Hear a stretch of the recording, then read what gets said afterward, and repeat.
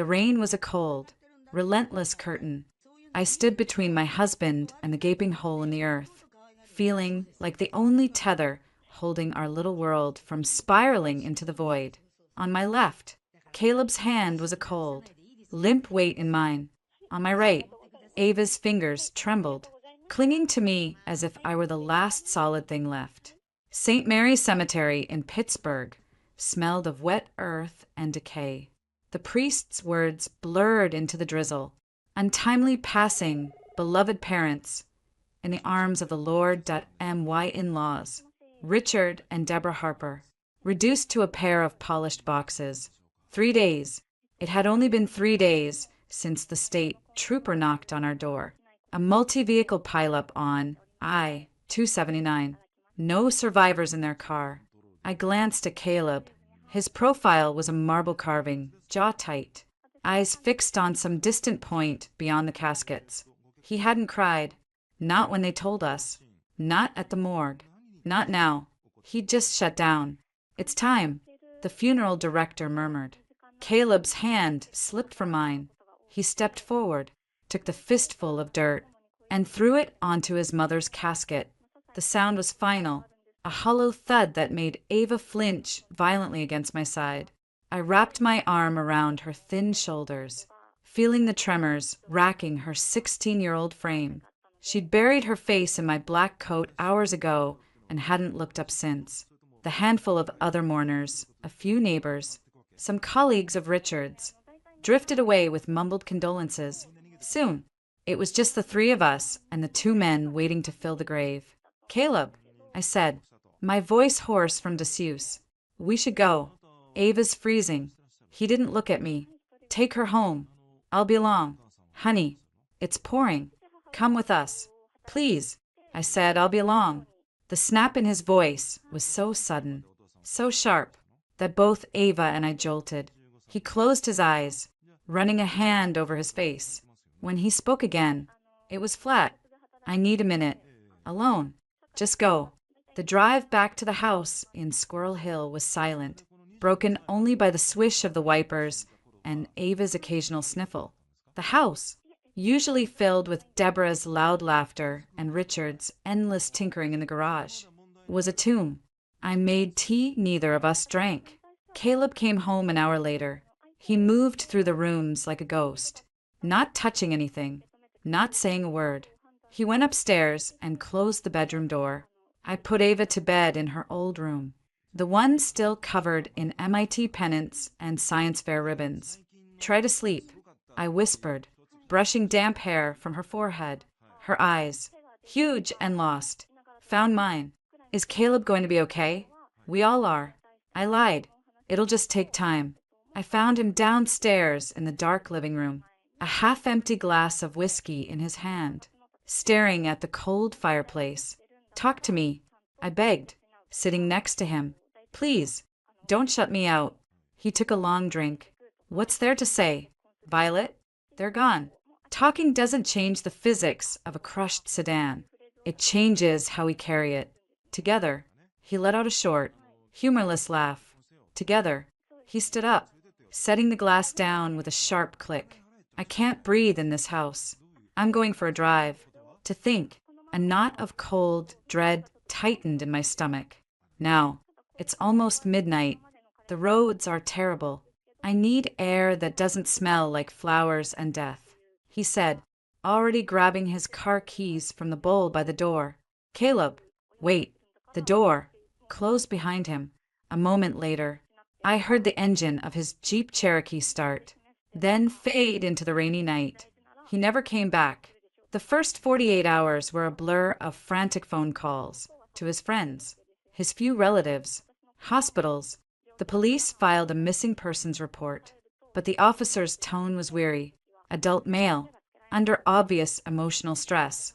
Sometimes people just need to disappear for a while. He'll probably cool off and call. He didn't call. On the 3rd day, they found the Jeep, abandoned in a pull-off area near the Montour Trail, out past the suburbs. No sign of struggle. No note. His wallet was gone. His phone was off, last pinging a tower in the same area. It was as if he'd stepped out of the car and vanished into the mist. Looks voluntary. The detective told me, not unkindly. Car was clean. We'll keep the file open. But Mrs. Harper, you should prepare yourself. Prepare myself for what? For the fact that my husband of 3 years, grief-stricken or not, had walked away from everything, from me, from his kid sister, sleeping fitfully in the next room, from the mountain of terrible, practical problems his parents' sudden departure had left behind. The reality was a cold flood, and I was drowning in it. The mortgage statement came. The Harper house was in Richard and Deborah's name, but Caleb was the co-signer. Now the bank wanted to know about the succession of the loan, the utilities, the insurance, Ava's private school tuition for her senior year. It all landed on a coffee table already littered with unopened condolence cards. My job as a gallery assistant barely covered my own student loans and our old apartment's rent. Supporting 2 people, keeping a house? Impossible. I sat at the kitchen table 1 week after the funeral, spreadsheets and bills mocking me, while Ava listlessly pushed cereal around in a bowl. The silence was suffocating. We have to move, I said, the words tasting like ash. She looked up, fear flashing in her eyes. Move where? We can't afford this house. Ava, I found a smaller apartment, 2 bedrooms, in Shadyside. It's near your school. I tried to sound certain, reassuring. I felt like a fraud. Her chin trembled. What about Caleb? What if he comes back and we're not here? What if he doesn't? The unspoken question hung between us. I reached across the table, covering her cold hand with mine. I'll handle it. I'll make sure he can find us. Another promise I wasn't sure I could keep. I quit the gallery. My friend Chloe, a force of nature in HR at a downtown software firm called Odyssey Tech, threw me a lifeline. It's an admin role in the dev department. The pay is better, but the hours are brutal and the guys can be Neanderthals. You in? I was in. I took the job. I sold the furniture from the house, packed our lives into a dozen boxes, and moved Ava into a cramped, sun-deprived apartment that smelled vaguely of old cabbage. I learned to argue with mortgage servicers, to set up payment plans, to budget down to the last dollar. I became a master of cheap, filling meals. Through it all, I smiled at Ava. I went to work, and I pushed the hollow, gnawing worry about Caleb into a locked box in the back of my mind. There was no room for it. Survival took up all the space. Ava stopped asking about him. She became a ghost in our tiny apartment, moving from her bed to the small dining table we used as a desk and back again. Her grades, once stellar, began to slip. She came home with a detention slip for missing too many classes. When I tried to talk to her, she just shrugged, her eyes empty. Then, one night, a sound jolted me from a thin, anxious sleep, a choked, muffled crying. I found her curled in a tight ball on her bed, the comforter pulled over her head, her whole body shaking with the effort to stay quiet. Ava. I sat on the edge of the bed, my hand hovering over the blanket. Honey, what's wrong? No answer, just another ragged sob. I gently pulled the cover down. Her face was blotchy, tear-streaked, pressed into the pillow. She looked impossibly young, a little girl lost in a storm. Was it a nightmare? I asked softly. She nodded. A miserable, tiny movement. They were in the car, and then Caleb was there too. But he was just walking away. He wouldn't look back. The words came out in a broken rush, followed by a fresh wave of tears. My heart shattered. I gathered her up, pulling her into my arms, rocking us both slowly. She clung to me, her tears soaking my shirt. I didn't tell her it was just a dream. It wasn't. It was our reality. After a long time, her crying subsided into hiccups. The only light came from the street lamp outside, painting weak stripes across the floor. Violet? Her voice was small, raw. Yeah, sweetie, is he ever coming back? The question I asked myself every hour of every day. I looked out the window at the deep, indifferent black of the night. I thought of the bills on the table, the long bus ride to work tomorrow, the empty space in my bed that was more than just physical. I thought of this child in my arms, whose whole world had been obliterated twice over.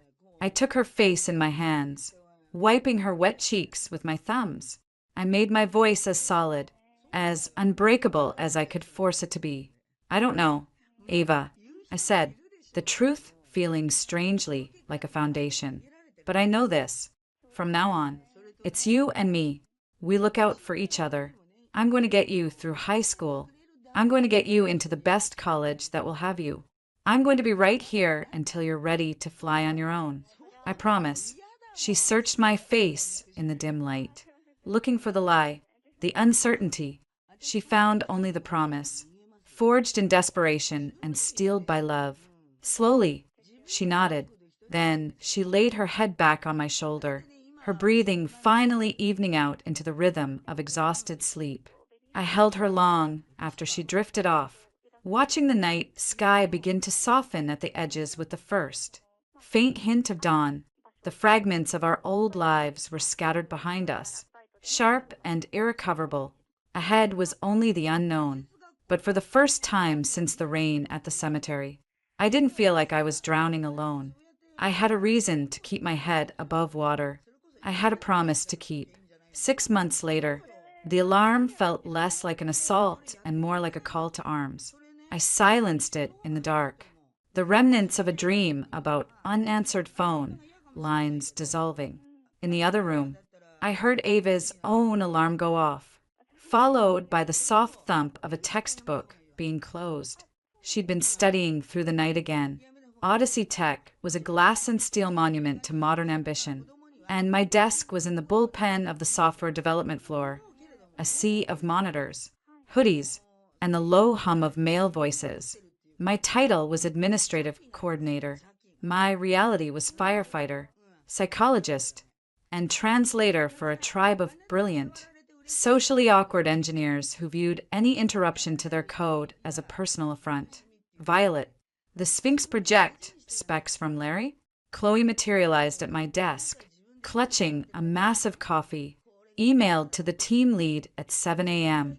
As requested, I said, not looking up from the logistics spreadsheet for the upcoming quarterly review. I'd learned that speed and flawless execution were my only armor. Your saint, he's in a mood. The board's asking about the Q3 delays again. She lowered her voice. And he's still salty you caught the budget discrepancy in the AWS bill. Makes him look bad. Making him look accurate is my job. I replied evenly. Larry, my direct superior and the head of the department, believed project management was a divine right bestowed upon men with computer science degrees. A woman with an art, history, background, organizing his world was, in his view, a necessary but perplexing evil. My morning was a blur of scheduling hell. I was mediating a dispute between two back-end developers about API documentation when Larry's voice cut across the floor. Harper, conference room. Now, his tone was all vinegar. I grabbed my notebook and followed him into the glass-walled room. He didn't sit, just loomed over the table. The Denver client demo, he said, jabbing a finger at a Gantt chart on the screen. It's a disaster. The build is unstable. The UI is a Frankenstein monster. We look like amateurs. I waited. I'd sent him 3 warnings about the overambitious scope, all politely ignored. I need you to clean it up. Reprioritize the feature list. Get the devs in line. And reschedule the demo for 2 weeks from now. And for God's sake, make the slides presentable. The last batch looked like a kindergarten project. The original timeline was unrealistic. Larry, 2 weeks might not be. I'm not asking for your assessment. Harper, he interrupted, his smile thin. I'm telling you to fix it. That's what you're here for, right? To organize? So organize. He left, letting the door swing shut behind him. I took a slow breath, my knuckles white around the notebook. Fix it. I went back to my desk, pulled up the project management software and started drafting the email, firm, clear, masking the impossibility of the request with a timeline that suggested sheer, unadulterated hustle. It was a skill I'd mastered, the art of making drowning look like synchronized swimming. Ava's battles were quieter, but the trenches were just as deep. Shadyside High was a social minefield, and being the new girl, the quiet, grieving girl with no designer labels and a tragic backstory made her a target. It started subtly, a missing homework assignment she swore she turned in, whispers in the hallway that fell silent when she approached. Then came the Instagram account. Someone had created a fake profile at orphan_, posting memes of a sad cartoon character with Ava's yearbook photo clumsily photoshopped onto it. The caption on one read, "Waiting for my billionaire daddy Warbucks to show up, or my brother." Oh wait, she showed me the phone that night, her hand shaking. The screen's glow lit up the tears she was refusing to shed. "It's Brittany Fletcher and her clones," she said, her voice flat. "They've had it in for me since I aced the chem midterm she paid a tutor to pass." My blood went cold. "Have you shown this to the school?" And say what? They'll just say it's girl drama. They'll tell me to ignore it. She snatched the phone back. "Just forget it. It's stupid." But it wasn't stupid.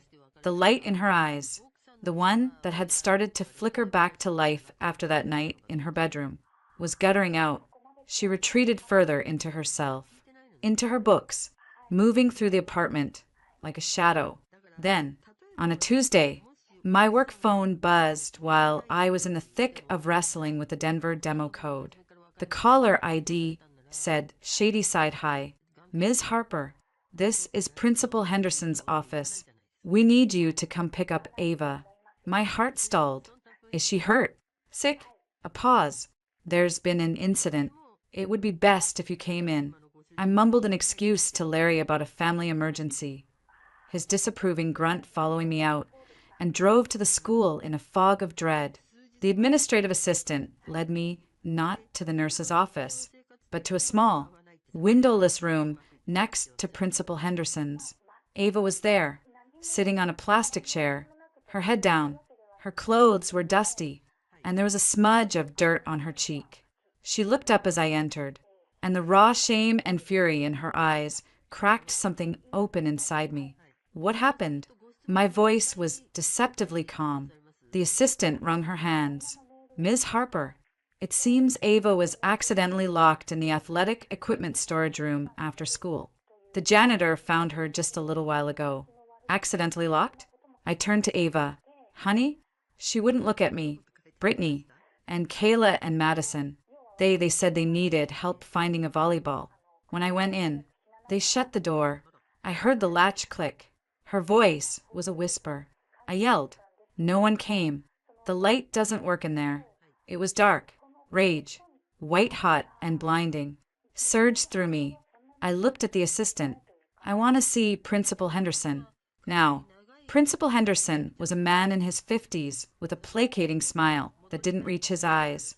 "Ms. Harper, please, have a seat. These things, while unfortunate, sometimes get out of hand. Girls at this age. This isn't girls at this age." I cut him off. "Not sitting. This is deliberate intimidation. False imprisonment. My sister was locked in a dark room for over 2 hours. And that's just the physical part. There's also the Instagram account, at orphan_. I assume you've seen it? He had the decency to look uncomfortable. We're aware of some online teasing. It's very difficult to police. You understand. And as for the storage room, we only have Ava's word that it was intentional. The girls say it was a prank that went too far. They're very sorry. A prank. I let the word hang in the air. I pulled out my phone. I'd taken screenshots of every vile post from the fake account. I opened another file, the main hallway camera. According to your own security office layout, points toward the gym corridor. I'd like a copy of the footage from 3:15 to 3:30 p.m. today. I'm sure it will show Brittany Fletcher and her friends leading Ava to that room and leaving without her. Henderson's smile vanished. Now, Ms. Harper, that footage isn't generally. I'm not generally asking. I leaned forward, planting my hands on his desk. The same steel I used to face down Larry at Odyssey Tech was in my voice now. You have a student who was bullied online and then physically restrained by other students on school property. You can either treat this with the seriousness it deserves, or my next call will be to a lawyer, followed by the local news. I'm sure Shadyside High sweeps bullying under the rug makes a great headline. His face tightened. The threat of bad publicity was a universal language. There's no need for that kind of talk. We will, of course, investigate thoroughly. Your investigation will result in suspension for Brittany Fletcher, Kayla Dobbs, and Madison Ruiz for a minimum of 3 days. And the Instagram account comes down today, or I report it to the platform for targeted harassment. I straightened up. Ava will not be in school for the rest of the week. She's recovering from a traumatic event. I'll expect an email confirmation of the disciplinary action by end of day. I didn't wait for an answer. I took Ava's hand. It was icy and led her out of the office, out of the school, into the cool afternoon air. She didn't speak until we were in the car. You threatened to sue them? She asked, a note of awe cutting through her misery. I informed them of their options. I said, starting the engine. My hands were still trembling with adrenaline. Nobody gets to do that to you, Ava. Nobody. That night, I made hot chocolate from scratch, the way my mom used to. We sat at our small kitchen table, wrapped in silence. The fake Instagram account was gone. The school's emailed suspension notices had arrived. Ava stared into her mug. They'll just hate me more when they get back. Probably, I said, not sugarcoating it. For a while, she looked up, surprised, running, hiding, crying. It doesn't make people like that stop. Ava, it just tells them it works. I took a sip, the chocolate bittersweet on my tongue. The only way to make it stop is to get so far ahead, to become so undeniably good at something, that their opinions become irrelevant, that you become someone they can't ignore, someone they have to look up to. I reached across the table and tapped the cover of her AP Calculus textbook. You're smarter than all of them put together. Brittany Fletcher's dad bought her way onto the volleyball team and is praying a state school will take her. What's your dream school? The one that seems impossible. She was silent for a long moment. Myth, she whispered, as if saying it aloud was dangerous. A fierce pride bloomed in my chest. Then, that's the target. You use every nasty comment, every dirty look, every second you spent in that dark room as fuel. You study until your eyes burn. You ice the suts. You build an application so brilliant it screams your name. You get into MIT on a full ride, and you leave this whole town and everyone in it in the dust of your ambition. That's how you win. You beat them at their own game by refusing to even play on their field. Her eyes, dull with pain and exhaustion just hours before, ignited a slow, determined fire. She didn't smile, but her chin came up. She gave a single, sharp nod. Okay, she said. It wasn't a promise of instant change. The path was still littered with thorns.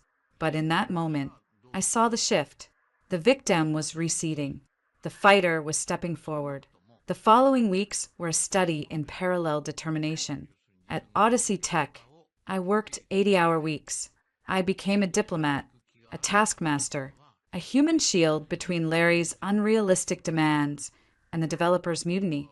I learned just enough tech jargon to be dangerous and used my organizational skills to untangle the mess of the Denver project.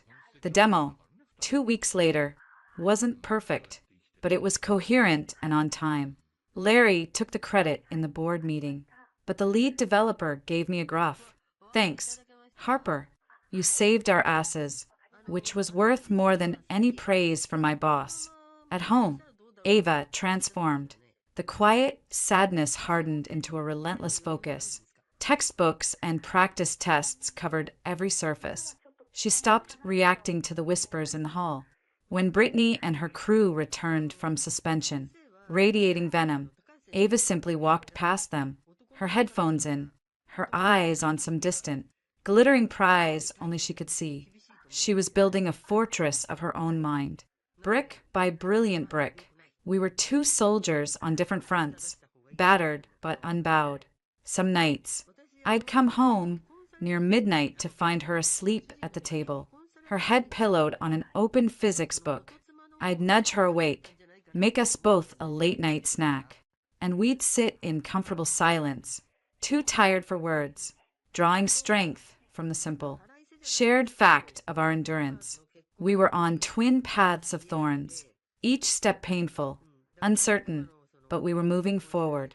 And for now, forward was the only direction that mattered. 3 years passed in a blur of deadlines, textbooks, and quiet victories. The air in our cramped Shadyside apartment was thick with the smell of cheap pizza and celebration. A banner reading MIT Bound was taped crookedly over the window.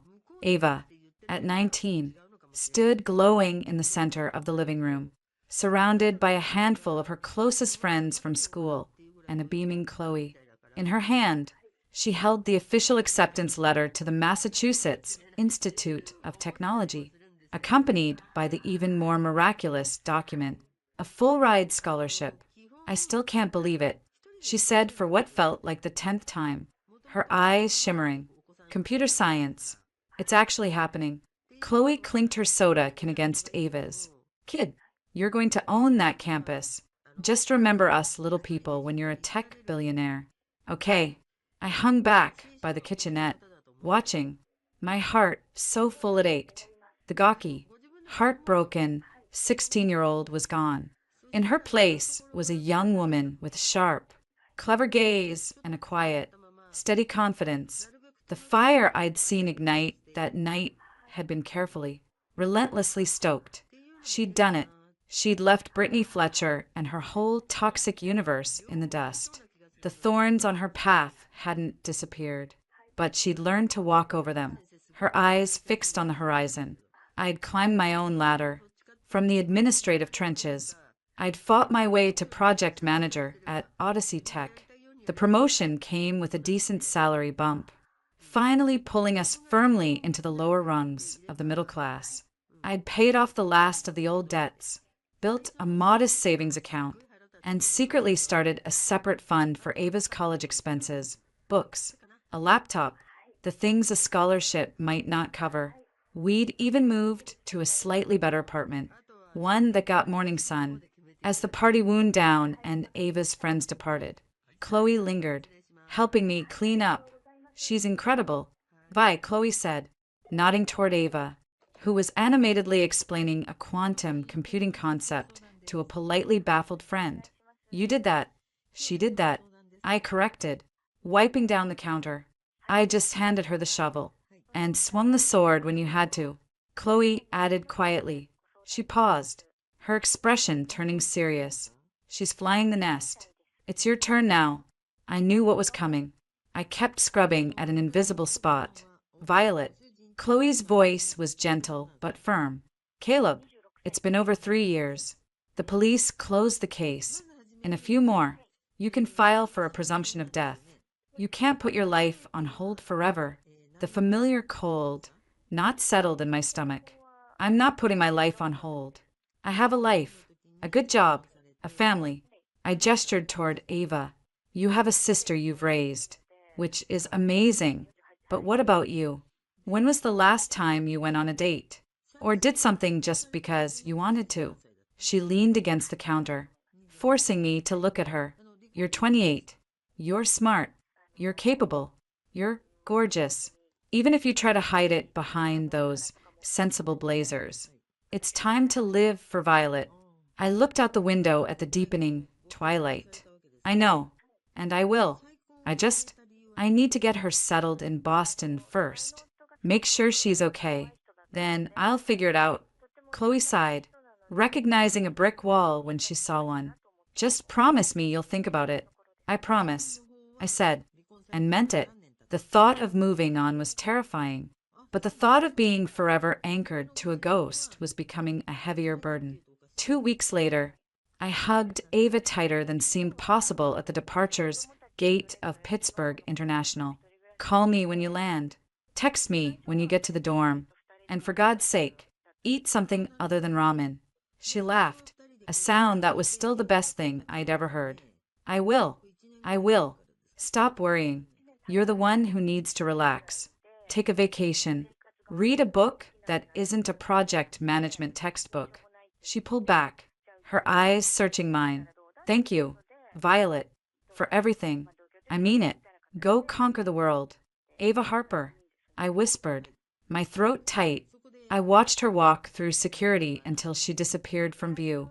The apartment that night was deafeningly quiet. I told myself it was freedom. It felt like loss. The first chill of the coming storm arrived a month later, disguised as a company-wide memo about strategic realignment for future growth. At Odyssey Tech, whispers of layoffs started circulating. Larry, my boss, became increasingly erratic, his meetings more hostile.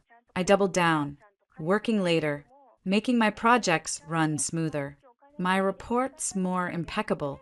I was a top performer. I was indispensable, or so I thought. The call came on a Tuesday afternoon. Violet, can you come to conference room 4? HR is here. It was Larry's assistant, her voice unnaturally bright.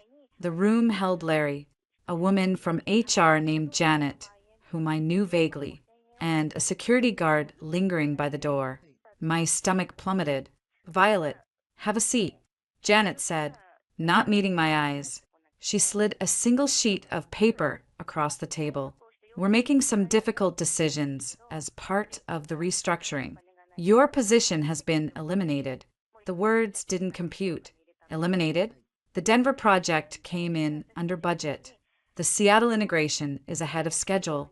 My last 3 performance reviews. Larry cleared his throat. It's not about performance, Harper. It's about the strategic direction of the department. We're consolidating project management under a more technical, integrated leadership structure. He didn't look at me either. A more technical structure. I repeated, the pieces clicking into a horrible, obvious picture. You mean under you. You're taking my projects and handing them to the junior dev leads, aren't you? His face tightened. The Nexus project had some significant oversights in the vendor management phase, cost overruns that weren't properly flagged. It's highlighted a skills gap we need to address differently. The Nexus project, his pet project, the one where I'd repeatedly flagged his chosen vendor's unrealistic timelines and had been told, in writing, to make it work. I'd documented everything, but he'd gone over my head, changed the reports. He was using its failure as a shield, and I was the sacrifice. You're blaming me for your mistakes, I said, my voice dangerously calm.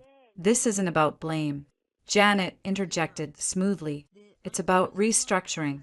Here is the severance package. It's 4 weeks' pay, plus accrued vacation. We'll need you to return your badge and company property. Security will escort you to your desk to collect personal items. The security guard shifted his weight. The humiliation was a physical burn. I signed the paper, my hand steady only through sheer force of will.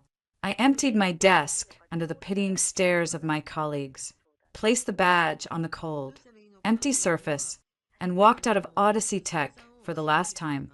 2 days later, the second blow landed. A notice from the management company taped to our apartment door. The building had been sold. The new owners were pursuing new opportunities for the property. All month-to-month leases, like mine, were terminated. We had 30 days to vacate. I stood in the silent, sunlit living room, the eviction notice in one hand, the severance check that suddenly seemed laughably small in the other. The carefully constructed stability of the last 3 years crumbled in an instant. Panic, cold and slick, rose in my throat. The savings would cover a few months of rent, maybe, If I could even find a new place quickly, but without a job, in a city where rents were climbing faster than wages, I couldn't tell Ava. She was finally free, finally soaring. I couldn't be the anchor dragging her back down. I called her that night, forcing cheer into my voice. Hey, how's campus life? Have you broken the internet with your genius yet? It's intense, amazing, but intense. Her voice crackled with the energy of a new world. How are you? You sound tired. Just busy. You know, wrapping up the big project at work. Actually, I lied smoothly, the words like ash on my tongue. There might be some restructuring. I'm thinking of maybe looking for something new, a change of scenery. Might even look at places in Boston. I tried to sell it as an adventure. There was a beat of silence on the line. A change of scenery. She repeated, her tone carefully neutral. That sounds sudden. Oh, you know me. Spontaneous. The laugh I forced out sounded brittle even to me. Don't worry about me. Focus on your classes. Tell me about this algorithms professor you keep mentioning. I steered the conversation, painting a picture of a slightly bored professional contemplating a move. I hung up feeling like the worst kind of fraud. The next 2 weeks were a desperate scramble. I applied for dozens of jobs, from project management to office admin rejections, or worse, silence, were the only replies. Apartment listings in our price range were either grim or vanished within hours. I packed our belongings into boxes, the act feeling like a funeral for the fragile home we'd built. I was taping a box shut, covered in dust and defeat, when a key turned in the lock. I froze. Only Ava and I had keys. The door swung open. Ava stood there, a duffel bag slung over her shoulder, her face pale, her eyes sweeping the room, the stacked boxes, the bare walls, my own undoubtedly haunted expression. Ava, what are you? It's a Wednesday. You have class. She dropped her bag, the thump loud in the quiet room. I do. I also have a sister, who's a terrible liar. Her voice was quiet, trembling with suppressed emotion. Spontaneous move to Boston? Violet, you've had the same brand of toothpaste for 5 years. You're not spontaneous. What's going on? All the lies, the forced cheer, the sheer exhaustion of holding it together, collapsed. The tears I'd been choking back broke free. I covered my face with my hands, shoulders shaking. I lost my job, the apartment's being sold. I'm so sorry. Ava, I expected shock, pity, maybe fear. Instead, I felt her arms wrap around me, holding me tight. You idiot, she whispered, her own voice thick. You beautiful, stubborn idiot. Why didn't you tell me? I didn't want to drag you back into this. You're supposed to be there, building your future. She pulled back, holding my face in her hands, forcing me to look at her. Her eyes, so like Caleb's in shape, but nothing like his in spirit, were blazing. You listen to me. My future is our future. It was built the night you promised not to leave me. It's built on you working 2 jobs so I could have a graphing calculator. It's built on you facing down that principle for me. You are the foundation. Did you think I'd just let the foundation crumble? I have savings. I protested weakly. I'll find something. You need to go back to school. I talked to my advisor. I can take a leave of absence.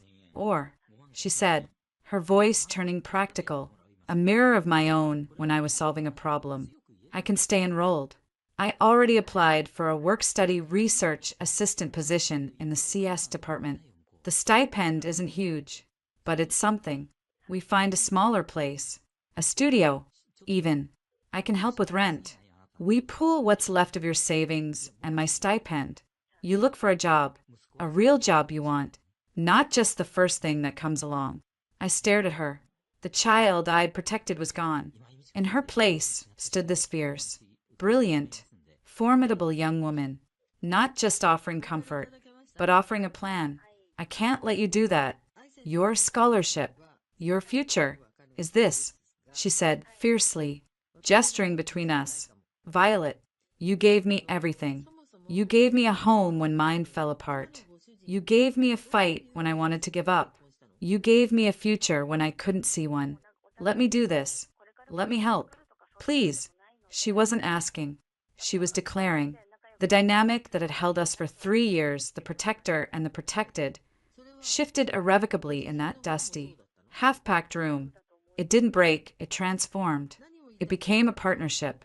I looked at the boxes, the eviction notice on the counter, the fierce, unwavering love on my sister's face. The cold snap of despair that had gripped me began to thaw, not with a sudden miracle, but with the steady, stubborn warmth of a shared burden.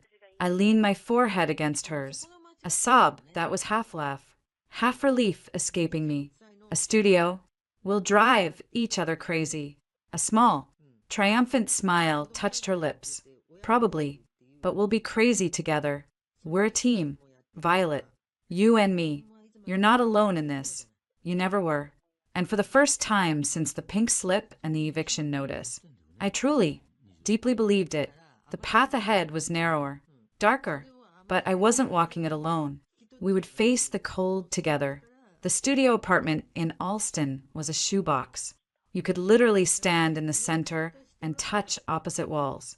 The kitchen was a 2-burner hot plate and a mini fridge that hummed like an angry bee. But it was clean. It was in Boston. And the month-to-month lease was a lifeline thrown to drowning women. Ava's research assistant stipend was modest, and my severance was dwindling fast. Panic was a luxury we couldn't afford.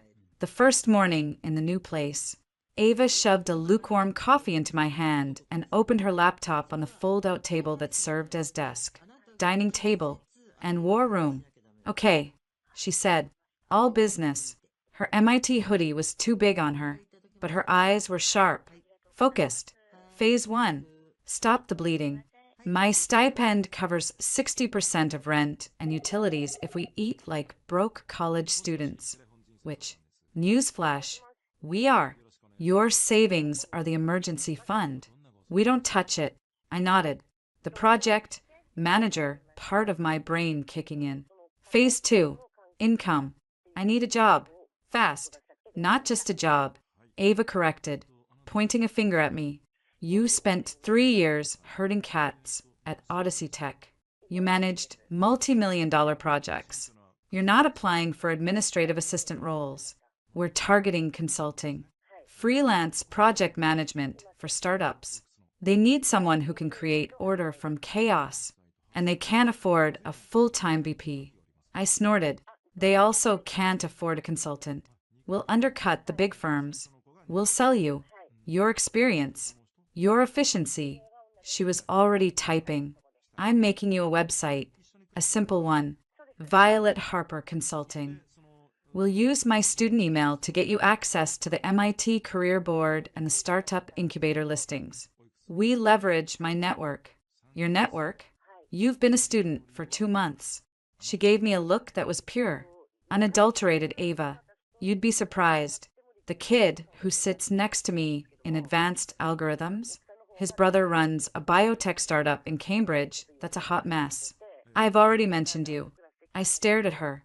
This strategist in a hoodie. The roles had not just shifted, they had inverted. When did you do that? When you were on the phone fighting with the cable company yesterday. She didn't look up from her typing. We're a team. I do the tech and the connections. You do the adulting and the spreadsheets. Now, drink your coffee. You have a LinkedIn profile to brutally overhaul. That first month was a brutal education in humility and hustle. My website went live. I scoured every freelance platform, sent out dozens of tailored proposals. I heard nothing but crickets or polite rejections. The fear was a constant. Cold companion. I took a part-time data entry job I found on Craigslist just to add $100 a week to the kitty. It was mind-numbing. Ava, meanwhile, was a dynamo. She attended classes, worked her research job, and spent every other waking moment coding. She'd come home, eyes gleaming with a different kind of fire. This guy in my machine learning study group, Ethan, he's a wizard with neural networks. She said one night, shoveling ramen into her mouth. We were talking about image recognition bottlenecks for security systems, the lag in most commercial software. We had an idea, a different approach to the filtering algorithm. It's probably nothing. It wasn't nothing. A week later, she and Ethan were hunched over her laptop in our tiny apartment, talking in a rapid-fire code of acronyms and variables that sounded like a different language. I brought them sandwiches, an interloper in this world of pure, crackling intellect. Violet, look, Ava said, pulling me over. On the screen was a jumbled feed of street camera footage. With a click, a red box instantly locked onto a face in the crowd, tracking it seamlessly. It was fast, shockingly fast. That's impressive, I said, genuinely meaning it. It's just a proof of concept, Ethan said, pushing his glasses up. He was a lanky kid with a nervous energy, but the speed to accuracy ratio is, like, 60% better than the current open source models we've tested against. The MIT venture competition is in 3 months, Ava said, her voice casual, but her eyes were on me, gauging my reaction. First prize is seed funding and incubator space. We're thinking of entering. My practical, bill-paying brain immediately conjured the costs, the time sink. But I looked at her face, alive with the same fierce joy she'd had when she got her MIT acceptance, and I shoved the doubts down. What do you need? An entry needs a business plan, financial projections, a market analysis, all the non-code stuff. She shrugged, trying to look nonchalant. Basically, everything you're good at. So, my freelance consulting business got its first non-paying client, Aegis Vision, the name Ava and Ethan had chosen for their embryonic project. While they refined the algorithm, I taught myself digital marketing basics through online courses. I researched the security tech market, built financial models on a shoestring, and crafted a narrative. I wasn't just filling out a form. I was helping them build a story. Our story. The day of the venture competition finals, I sat in the back of a crowded MIT lecture hall, my heart in my throat. Ava, on stage in borrowed heels and a blazer that almost fit, was transformed. The shy, bullied girl was gone. In her place was a CEO. She spoke with a clarity and passion that had the room leaning in. She didn't just explain the tech. She painted a picture of its use, finding missing children in crowded spaces, securing borders faster, preventing retail theft without bias. Ethan handled the technical deep dive, but it was Ava who sold the dream. They won, not first place, but a strong second-place finish and a special Most Disruptive Technology Award that came with a $25,000 seed grant and a year in the university's startup incubator. The celebration in our shoebox apartment that night was pure, unadulterated chaos. Ethan and a few of their friends were there, buzzing with the energy of it. Ava pulled me into a corner, her face flushed with triumph. We did it, she breathed. You did it, I corrected, squeezing her hand. You were incredible up there. No, she said, her expression turning serious. I couldn't have put any of that together. The business plan, the market positioning, the judges loved that stuff. It's what made us look like a real company, not just a couple of kids with a cool hack. She took a deep breath, which is why, when we formalize the company paperwork next week, I'm listing you as a co-founder and chief operating officer. I stared at her. Ava, no, that's insane. This is your and Ethan's brainchild. I just helped with some paperwork. It's not just paperwork, she insisted, her voice rising with passion. And it's not just now. Where do you think I got the money for the extra server time to run the simulations? Who handled the rental agreement for this place so I could study? Who fought my battles so I could even get here? Her eyes were bright, not with triumph now, but with a fierce, unwavering love. Violet, you are the reason this. She gestured between us, then at the invisible idea of Aegis Vision even exists. You built the stage. You gave me the security to dream. The algorithm is the what. You are the how. This company is ours. It's always been ours. Ethan, overhearing, nodded enthusiastically. Dude, she's right. You're light. The adult in the room. We need that. I can't even do my own taxes. I tried to protest again, but the look on Ava's face, a mix of utter conviction and a silent plea, stopped me. This wasn't just gratitude.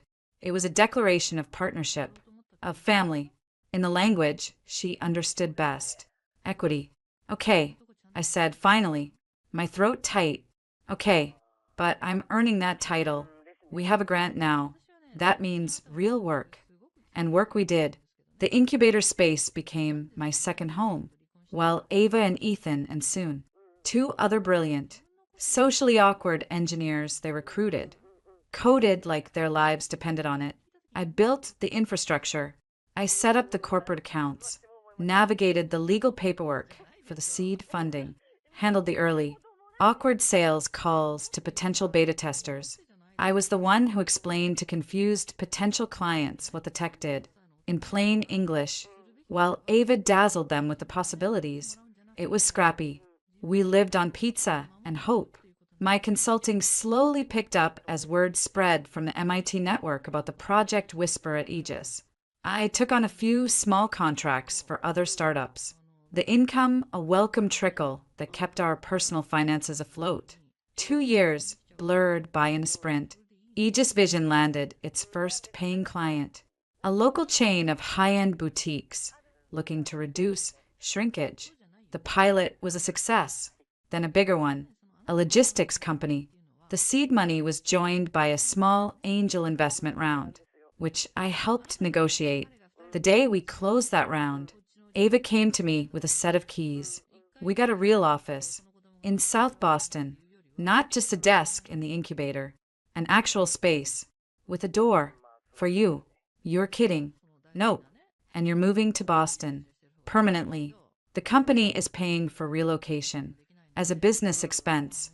She was trying to look stern, but a grin kept breaking through. You can't be our COO from a different time zone. It's inefficient.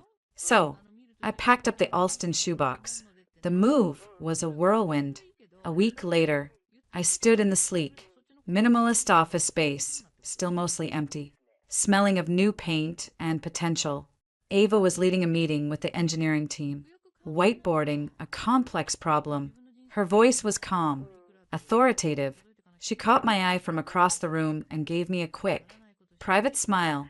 I was no longer just the older sister, the guardian, the safety net. I was Violet Harper, COO of Aegis Vision. The path was no longer made of thorns, but of lines of code, spreadsheets, and a shared, soaring ambition. The dawn had broken, pale and uncertain. Now, we were climbing into the clear, bright sky, and the view took my breath away. 5 more years. They passed not in a blur, but in a series of sharp, vivid snapshots. The glow of a computer screen at 2 a.m. before a major launch. The taste of cheap champagne after closing the Series B funding round. The feel of the keys to our brownstone on the Upper West Side. The quiet pride in Ava's eyes when Forbes named her to their 30 under 30 list.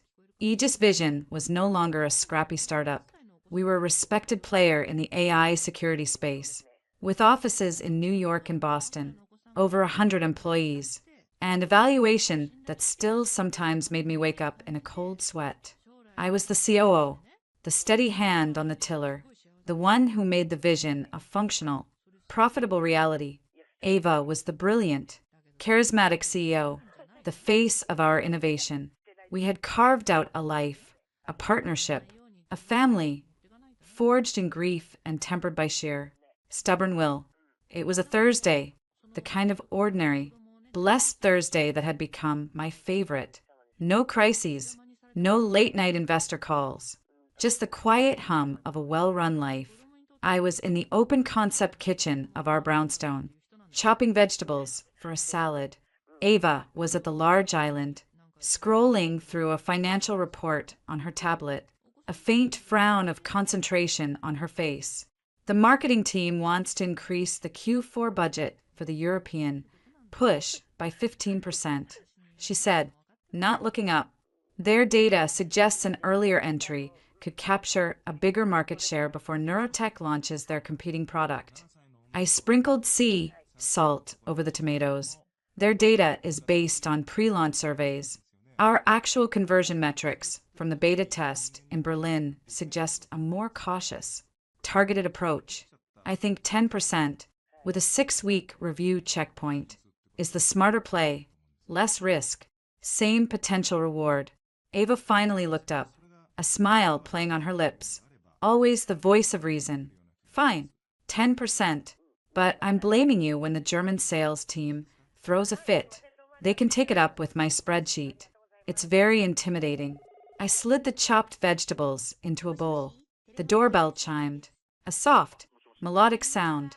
That'll be the takeout I ordered from that new Thai place. You're a goddess, Ava declared, finally setting her tablet aside. I wiped my hands on a dish towel, a feeling of simple, profound contentment settling over me. This was our piece, hard-won, meticulously built, and deeply cherished. I pulled open the heavy oak door, a casual smile on my face, ready to greet the delivery person. The smile died. Time didn't just stop, it shattered, rewound, and then hurtled forward at a sickening speed. The man on my doorstep was both intimately familiar and a complete stranger. The same sandy hair, though now meticulously styled and shot with subtle, expensive-looking highlights. The same jawline, but flesher, softened by a life of easier living. He wore a cashmere sweater that probably cost more than my first car, and a casually expensive watch gleamed on his wrist. His posture was relaxed, almost arrogant, and tucked under his arm, clinging to his side with possessive familiarity, was a young woman. She was gorgeous in a sharp, carefully curated way, all glossy lips, wide eyes, and clothes that screamed Soho boutique. Caleb, his name, was a silent scream in my head, a seismic shock that traveled from my soles to my scalp. My lungs seized. The dish towel slipped from my numb fingers. Caleb? The word was a dry, choked whisper. Then, louder, a torrent of disbelief and 9 years of frozen grief cracking open all at once. Oh my God, Caleb, is it really you? You're alive. Where have you been? I took an involuntary step forward, my hand reaching out, driven by a primal, stupid hope. The husband I'd mourned, searched for, built a life around the absence of, was here, on my doorstep, alive.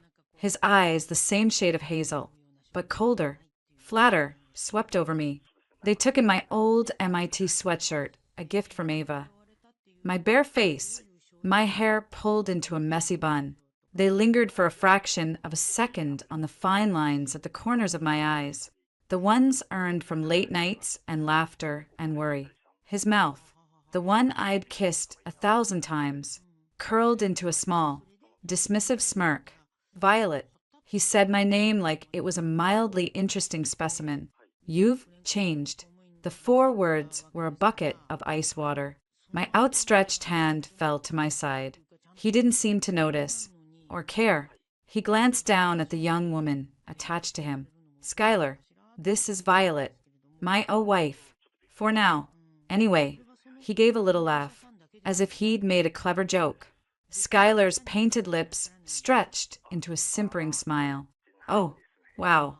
It's, like, so weird to finally meet you. Her voice was a high, breathy chirp. From behind me, I heard the sharp, explosive crash of shattering glass. I jerked around. Ava stood frozen at the entrance to the kitchen, a pool of water and glittering shards at her feet from the tumbler she'd dropped. Her face was bone white, all the color drained away. Her eyes, wide and unblinking, were fixed on Caleb. The shock in them hardened, second by second, into a glacial, recognizable fury. Caleb, utterly uninvited, stepped past me into the foyer, Skylar trailing behind him like an expensive, confused accessory. He let out a low whistle, looking around at the high ceilings, the modern art, the visible evidence of a life of success. Nice place. Really nice. I always knew you had taste. Violet. His tone suggested the taste had been his influence. Long ago, I found my voice, though it felt foreign. Caleb. What? How are you here? Where have you been? We thought you were dead. The police. They looked. He waved a hand, a dismissive gesture that silenced me. It's a long, boring story. A dark time. After Mom and Dad. I just lost it. Needed to get away. Find myself. He spoke in vague, packaged cliches. Went down to South America for a bit. Then Asia. Did some business. You know how it is. I didn't know. I didn't know anything. The man before me was a hollow echo, a parody of the one I'd married, the one I'd grieved for. You've been doing business. I repeated dumbly. Import-export. A little of this, a little of that. He shrugged, his gaze drifting over our living room with a calculating gleam. Made some connections. Got my head on straight. Finally decided it was time to come back. Tie up loose ends. Loose ends, Ava said. Her voice was quiet, lethally calm. She hadn't moved from the puddle of water and glass. Caleb finally looked at her, a patronizing smile on his face. Ava, look at you, all grown up. His eyes flicked to me, then back to her, a silent comparison being made. I see you two are still together. Cute. What do you want? Caleb? I asked, the initial shock giving way to a slow, creeping dread. He sighed, as if I were being deliberately obtuse. Like I said, tie up loose ends. We need to talk about us. Violet, this. He gestured between him and me, then vaguely encompassed Skylar. Situation. It's not working anymore. Hasn't for a long time. We need to make it official. Get a divorce. Clean break. The word. Delivered. So casually in my own home. With this stranger on his arm. Felt like a physical slap. A divorce. I echoed. Numbness spreading through me. It's for the best, he said, his tone magnanimous. Look at you. You've gotten comfortable, settled. And me? He gave Skylar's shoulder a squeeze. And she preened. I'm in a different chapter. I need someone who's on the same page. Someone with energy. It's nothing personal. Nothing personal. 9 years. 9 years of worry. Of struggle. Of building a life from ashes. And it was nothing personal. Ava took a step forward. Then another. Her shoes crunching on the broken glass. She stopped a few feet from Caleb. Her body trembling with a rage so pure it was almost visible. Get out. Caleb blinked, his smug expression faltering for a second. What? You heard me. Her voice was low, venomous. Get out of our house. Now. He recovered, a flush of irritation rising on his neck. Ava, don't be dramatic. This is between me and my wife. She hasn't been your wife since the night you drove away and left her to clean up your mess. Ava's composure snapped. The words tore out of her, raw and furious. Where were you? Caleb? Huh. Where were you when she was working 80-hour weeks to pay the mortgage your parents left? Where were you when she was getting yelled at by bill collectors? When she ate cereal for dinner for a month so I could have new textbooks? Where were you when I was locked in a goddamn storage closet at school because I had no big brother to protect me? She was shouting now, tears of fury streaking down her cheeks. You want to talk about chapters? Here's a chapter for you. The one where Violet held me while I cried myself to sleep because my brother abandoned me. The one where she fought my battles because you weren't there to. She is the only family I have, the only one who is ever there. You are nothing. You're a ghost, a bad memory. So take your upgrade. She spat the word at Skylar, who shrank back. And get the hell out of our lives. Caleb's face was a mask of stunned, red-faced outrage. How dare you speak to me like that? I am your brother, your blood. My blood died in a car crash 9 years ago. Ava screamed, pointing a shaking finger at the door. Get out. I moved then. The numbness had receded, burned away by the pure fire of Ava's words. I walked to Ava's side, not touching her, but standing shoulder to shoulder with her. I looked at the man I'd once loved, the stranger in my foyer. All the fear, the confusion, the residual heartbreak, solidified into something cold and hard and final. Ava is right, I said, and my voice was steady, clear, and carried the full weight of the years he'd missed. You've been gone nearly a decade. In the eyes of the law, you're a missing person. In my eyes, you're a man who walked away from his responsibilities. And in this house, you are an unwanted guest. You want a divorce? You'll hear from my lawyer. Now, you need to leave before I call the police and have you removed for trespassing. The transformation on his face was almost comical. The smugness melted into shock, then contorted into a mask of petulant fury. He looked from my icy dismissal to Ava's defiant, tear-streaked rage, to Skylar's bewildered face. He had no script for this. He'd expected what? Tearful reconciliation? A meek acceptance of his departure? Not this united front. Not this cold, furious expulsion. You'll regret this. He spluttered, the threat hollow and childish. Both of you, you have no idea what you're throwing away. We have a very clear idea, I said, not breaking his gaze. Goodbye, Caleb. He stood there for another moment, puffing up like a rooster, but the fight had bled out of him under our twin. Unwavering stares, with a final, inarticulate sound of rage. He grabbed Skylar's arm, turned on his heel, and stalked out, slamming the heavy door shut behind him with a force that shook the walls. The silence he left in his wake was deafening. It was the silence of a ghost finally being exorcised. Ava's shoulders slumped, the furious energy draining out of her, leaving her looking young and shattered. I reached for her, and she fell into my arms, her body shaking with violent sobs.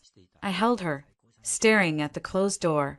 The ghost had returned, and in the space of 5 minutes, he'd managed to tear open every old wound.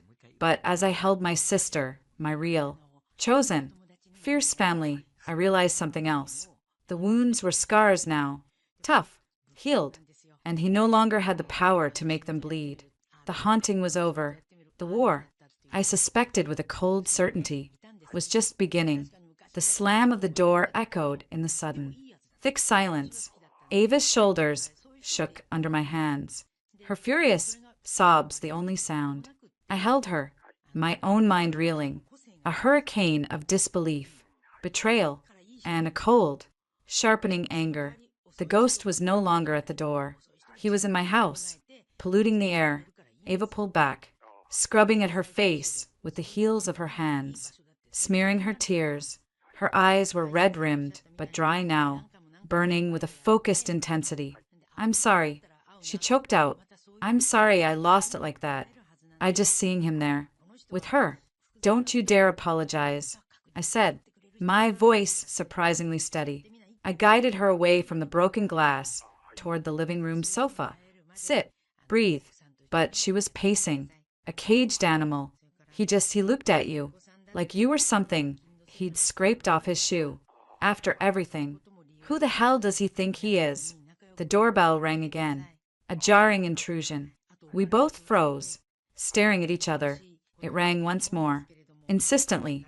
It's the Thai food, I said, the absurdity of it almost making me laugh hysterically. I went to the door, peered through the peephole. A confused-looking delivery kid stood there, holding a paper bag. I opened the door a crack, handed him a 50 from the bowl on the console. Keep the change. Sorry.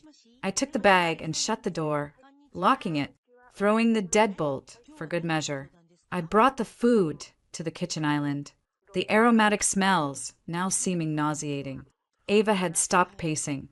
She stood by the large window overlooking the back garden, her arms wrapped tightly around herself. What do we do? She asked, her voice small for the first time. Before I could answer, my phone buzzed on the counter, An unknown number. A New York area code. My stomach twisted. I let it go to voicemail. 30 seconds later, it buzzed again. Text message. Violet, it's Caleb. We need to talk. Like adults. I'm at the Mark Hotel, room 1124. Come by tomorrow, 10 a.m. I showed the screen to Ava. She let out a sharp, bitter laugh. The Mark? Of course he is. He always had expensive taste and no money to back it up. I guess that's changed. She looked at me. You're not going. I have to, I said, the project manager in me taking over, assessing the threat. This is a loose end, a dangerous one. He wants to talk. We need to hear what he has to say. We need to know what he wants.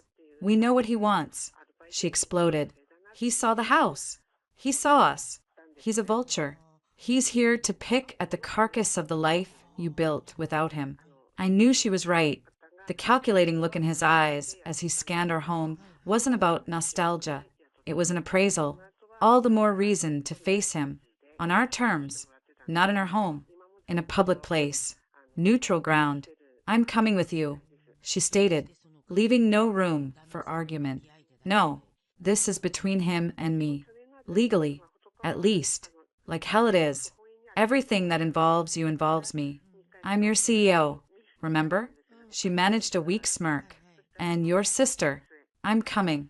The lobby of the Mark Hotel was all cool marble, hushed tones, and the faint scent of money. It felt like Caleb's stage. We'd agreed Ava would wait in the lobby cafe, within sight of the elevator bank. I rode up alone, my heart a hard, cold stone in my chest. I knocked on the door of 1124.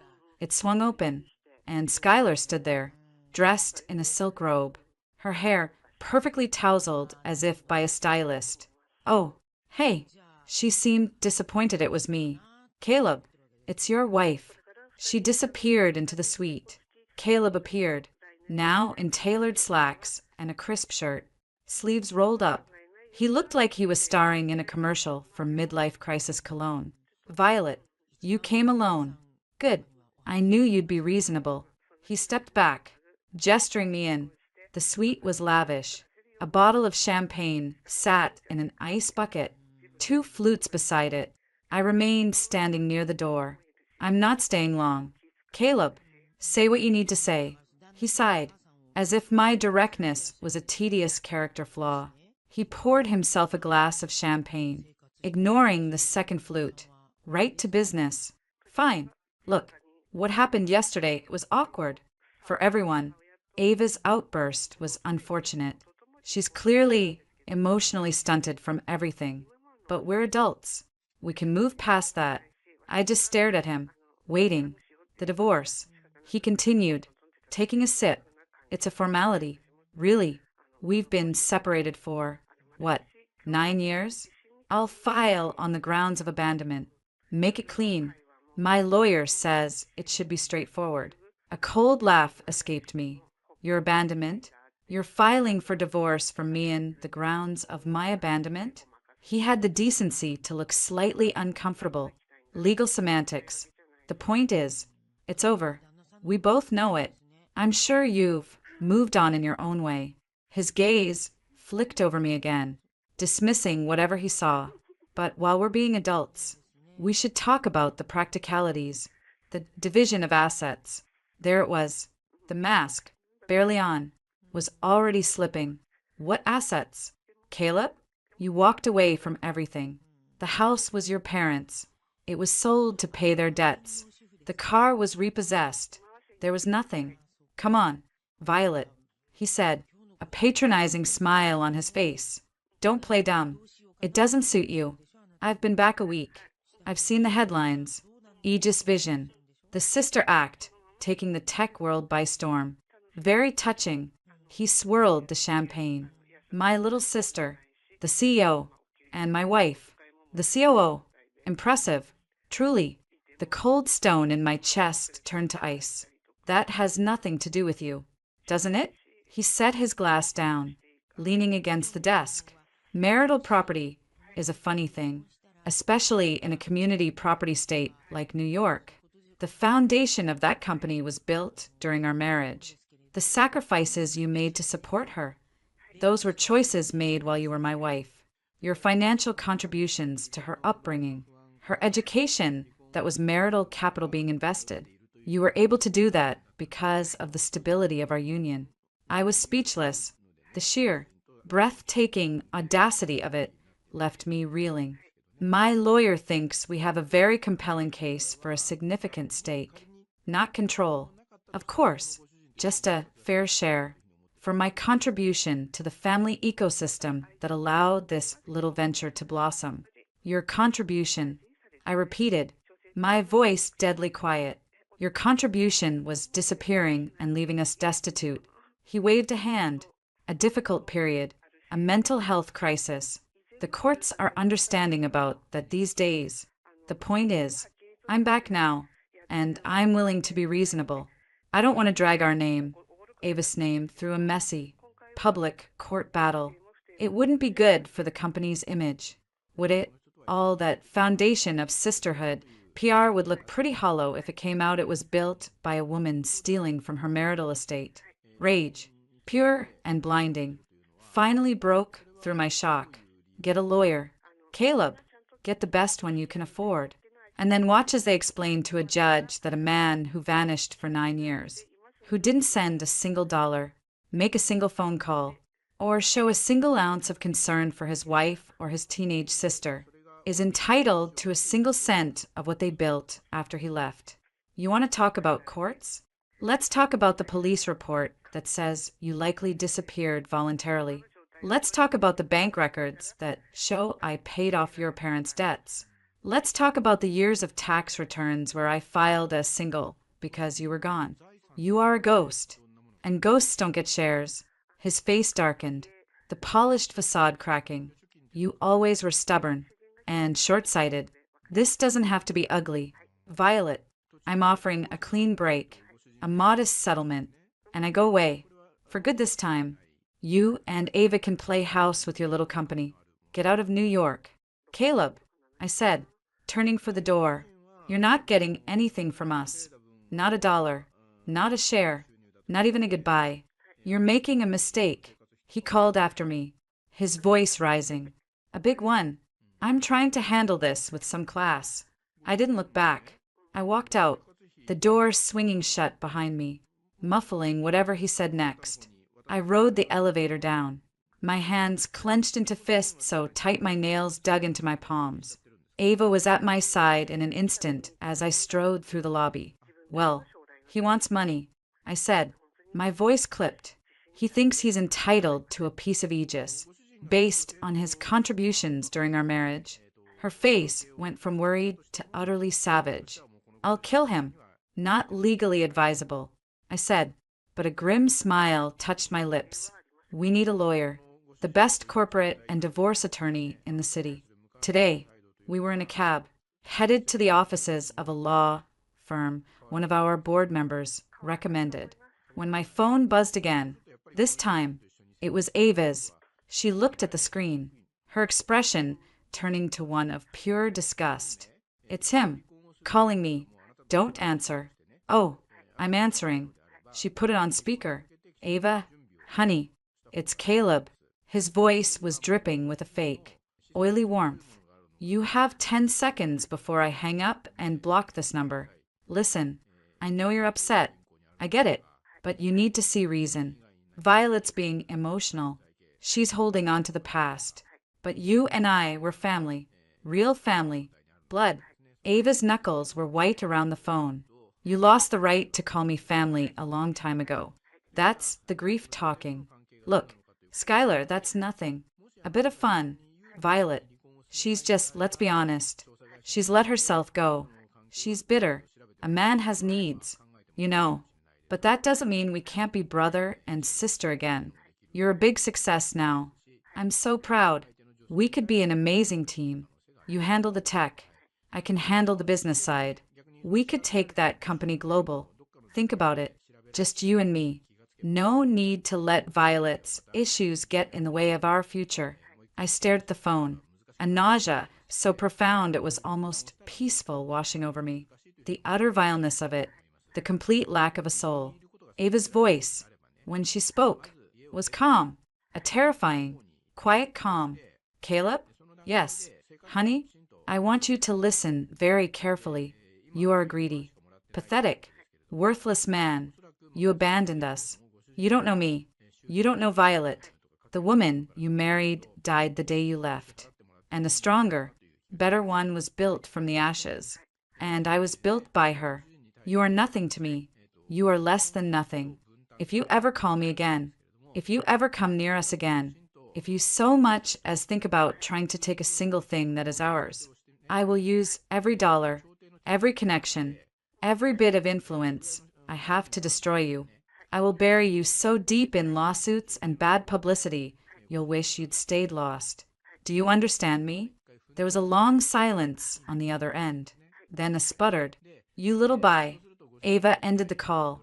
She powered off the phone, her breath coming in short. Sharp pants. She looked at me, her eyes wide, as if surprised by her own fury. I think I blacked out for a second. I took the phone from her trembling hand. No, you were perfect. You were magnificent. I pulled her into a one-armed hug as the cab sped through the streets.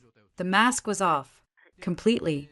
The charming, troubled prodigal son was gone, revealing the grasping, venal opportunist beneath. The shock had passed. The grief was gone. All that was left was a clear, cold purpose. He's going to fight, Ava whispered. I know, I said, watching the city blur past. But he has no idea who he's fighting. He's not fighting a grieving wife anymore. He's fighting us, the offices of Sterling. Cox Valente were a study in quiet, intimidating power. Our lead attorney, Eleanor Valente, was a woman in her 50s with a sleek silver bob and eyes that missed nothing. She'd been recommended as a barracuda in a Chanel suit, and within 10 minutes, I understood why. He's filed, Eleanor stated, sliding a thin stack of papers across the polished conference table. The documents were cold, formal. Harper versus Harper.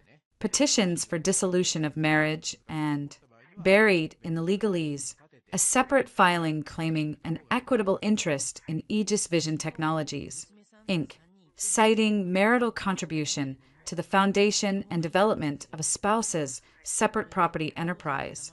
Ava, sitting beside me, let out a disgusted breath. He's actually doing it. He is, Eleanor said, unperturbed. It's a common, and usually unsuccessful, tactic of the newly returned and financially motivated spouse. The argument is that by supporting the household, and by extension, your sister's welfare and education during the marriage, Mr. Harper freed you, Violet, to later invest time and resources into a venture that benefited Ms. Harper. Therefore, the venture is a fruit of the marital partnership. It's specious, but it can make noise. Noise costs money to quiet. How do we quiet it? I asked, my voice steady. The initial shock had hardened into a cold. Clear resolve. Eleanor allowed a thin smile. We drown it out with facts, and we attack, aggressively. We are not merely defending. We are seeking a dismissal with prejudice of his property claims and a swift divorce on grounds of abandonment, with him receiving nothing. We will also be petitioning for him to cover all your legal fees. She tapped a perfectly manicured nail on the document. He wants to play hardball? Fine. We'll play hardball with nuclear weapons. Discovery will be unpleasant for him. We will subpoena every financial record from the last decade. We will take depositions. We will lay bare the entire narrative, the disappearance, the police report, your years of sole financial responsibility, Ava's scholarship records, the timeline of Aegis's founding, which is, conveniently, nearly a decade after he left. She looked between us. This will get personal. It will become public. The media loves a tech Cinderella versus deadbeat prince story. We can try to manage it, or we can try to control it. My advice? Control it. Have a narrative ready before the gossip blogs spin their own. As if summoned, the first ripple hit the next morning. A headline in a mid-tier tech blog. Aegis Visions, founders hit with surprise divorce. Family feud over billions. The article was vague, heavy on speculation, but it named Caleb, called him the long-lost brother slash CEO, and hinted at a messy ownership dispute. Ava read it on her phone at the breakfast counter, her jaw tight. They make it sound like a corporate coup, like he's a legitimate claimant. It's the opening salvo, I said, spreading almond butter on toast. I felt strangely calm. The battlefield was defined now. Eleanor said this would happen. We need to craft our response. Not a denial, a reframing. Ava nodded, her CEO persona snapping into place. The product launch event for Aegis Sentinel is next week. It's a major press event. I'll be doing a QA. Ava, no, that's about the product. Don't let him hijack it. I'm not letting him hijack it, she said, her eyes gleaming with a strategy one recognized. I'm using the platform he's given us. The best defense is a good preemptive offense. The day of the launch, the auditorium was packed with tech press, investors, and analysts. Ava, on stage in a simple black dress, was mesmerizing. She demoed the new Sentinel software with cool precision, highlighting its ethical AI frameworks and breakthrough speeds. The applause was genuine, robust. Then came the QA, softball questions about market fit, development cycles. Then, a reporter from a major business outlet stood. Ms. Harper, congratulations on the launch. Your personal story of building Aegis with your sister-in-law, Violet Harper, has been part of the company's narrative. There are rumors of a family legal dispute involving a long-absent relative. Can you comment on whether this threatens company stability or ownership? A murmur went through the crowd. All cameras focused on Ava. I held my breath from the front row. Ava didn't flinch. She leaned slightly toward the microphone, her gaze steady and direct. Thank you for the question. I can confirm that a biological relative, absent for nearly a decade, has recently reappeared and initiated legal proceedings. She paused, letting the starkness of absent for nearly a decade hang in the air. I have no personal comment on that individual, but I do have a comment on Aegis Vision. She looked out over the audience, her voice gaining strength. This company was built on two things, a revolutionary idea and an unbreakable partnership.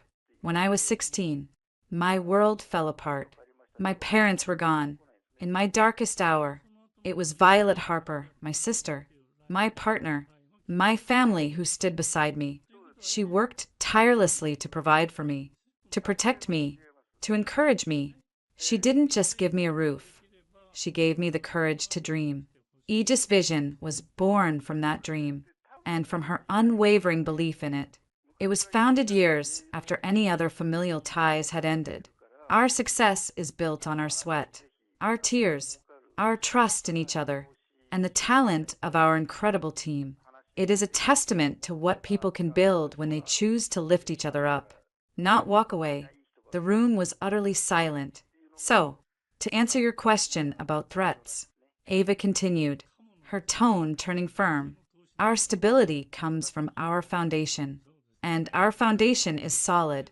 The legal system exists to resolve matters like this, and we have every confidence it will do so, justly and swiftly. In the meantime, we have a product to ship and a world to make a little safer. Thank you. She took a step back, signaling the end of the QA. For a second, there was quiet. Then a wave of applause erupted, louder and more sustained than before. It wasn't just applause for a product. It was an endorsement of her, of the story, of us. The headlines the next day were a masterpiece of narrative control. Aegis Visions, Ava Harper addresses family drama with poise and principle. Tech Wunderkind shuts down ownership questions. Highlights sisterhood. Eleanor called, sounding pleased. The court of public opinion is now in session, and the jury is leaning our way. It puts immense pressure on him, and on his lawyer, who is, I've discovered, a two-bit ambulance chaser with a shiny new website. He's in over his head. The legal discovery process was, as promised, a brutal excavation. We delivered boxes of documents. My tax returns showing single status. The police report with voluntary disappearance circled. Every bank statement and rent check from the Shadyside apartment. Ava's MIT scholarship award letters. The dated incorporation papers for Aegis Vision, founded a clean 8 years after Caleb vanished. Caleb's side had little to offer. Vague credit card statements from Thailand and Bali from years after he'd left, with no evidence of income. His business records were a joke, a few incoherent emails about export opportunities. He had no evidence of any contact with us, no proof of any support. His deposition, Eleanor reported with relish, was a disaster. He couldn't name your mother's maiden name. He thought Ava's birthday was in the spring. He claimed he sent money when he could, but had no records, not even a wire transfer receipt. The judge was not impressed. The final court hearing for the preliminary motions was a quiet affair, not the dramatic TV courtroom showdown. Caleb sat on the other side of the room with a slouching lawyer. He looked diminished, out of place in a cheap suit. He didn't look at us. His lawyer argued a weak, rambling case about emotional contribution and lost years. Eleanor stood, crisp and lethal. Your Honor, this is not a matter of marital contribution. It is a matter of marital desertion. For 9 years, my client believed she was a widow in all but name. She buried his parents, raised his sister, and built a life from nothing. The entity Mr. Harper now seeks to raid for funds did not exist, even as a thought, during the marriage. It was conceived and built in the unequivocal absence of the petitioner. To grant his claim would be to reward abandonment and punish fidelity and fortitude. We move for a summary dismissal of all property claims and for dissolution based on the respondent's constructive abandonment. The judge, a weary-looking woman with sharp eyes, didn't take long. Motion granted. The petitioner's claims to an interest in Aegis Vision Technologies are dismissed with prejudice, given the prolonged and unexplained absence.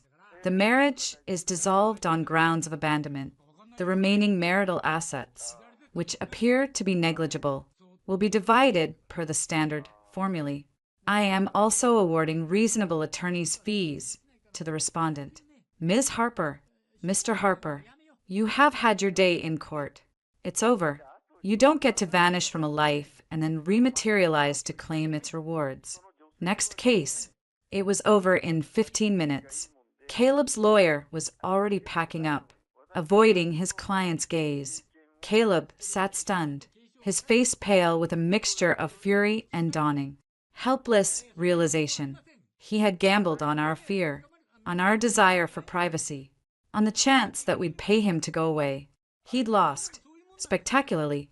As we walked out of the courthouse into the bright New York afternoon, a figure darted from a cluster of reporters. Skylar. But she wasn't heading for Caleb, who emerged behind us looking shell-shocked. She made a beeline for a sleek black town car idling at the curb, where an older man in a suit held the door open for her. She slipped inside without a backward glance. Caleb watched the car pull away, his mouth agape, the final, public humiliation. His upgrade had found a newer model. Ava slipped her arm through mine, leaning her head on my shoulder for a brief second. It's done. Not quite, I said, watching as Caleb, alone on the courthouse steps, seemed to shrink into his ill-fitting suit before turning and trudging away in the opposite direction. But the storm is over. The reckoning was complete. He had been weighed against the measure of our struggle, our loyalty, our truth, and had been found utterly wanting. The ghost wasn't just gone, he'd been erased. The air felt clearer, lighter. The path ahead, for the first time in 9 years, was completely, unquestionably, our own.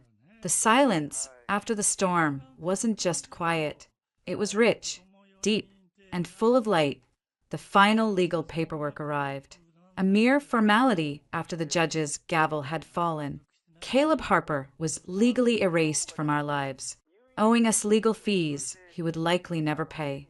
We didn't pursue it. Chasing him for money would have meant keeping him in our orbit, even as a debtor. We cut the last string and let him drift into whatever oblivion awaited him. A few weeks after the hearing, on a Saturday morning drenched in golden September sun, I was on my knees in the small backyard garden of our brownstone. My hands were buried in cool, dark soil, carefully transplanting a cluster of young violet plants. Ava lay in the hammock strung between two trees, her tablet balanced on her stomach, but her eyes were closed behind her sunglasses. The time sis doing a profile, she said, not opening her eyes. Not on Aegis. On us. Well, on you. Mostly. The architect behind the Wunderkind, Violet Harper's Foundation for Fractured Families. They want to talk about the nonprofit. I sat back on my heels, wiping my forehead with the back of a dirty wrist. The Violet Harper Foundation had been Ava's idea, born the very week after the court case ended. We have a platform now, she'd said, her tone leaving no room for argument, and we have a stupid amount of money. Let's use both for something that doesn't have a quarterly ROI. The foundation provided grants and mentorship to teenagers, especially girls, who had lost parental support and were navigating the treacherous waters of early adulthood alone. It was my passion project, my new full-time vocation, funded by Aegis and run with a focus that made my old project, management days, look like a vacation. What will you tell them? Ava asked, peeking over her sunglasses.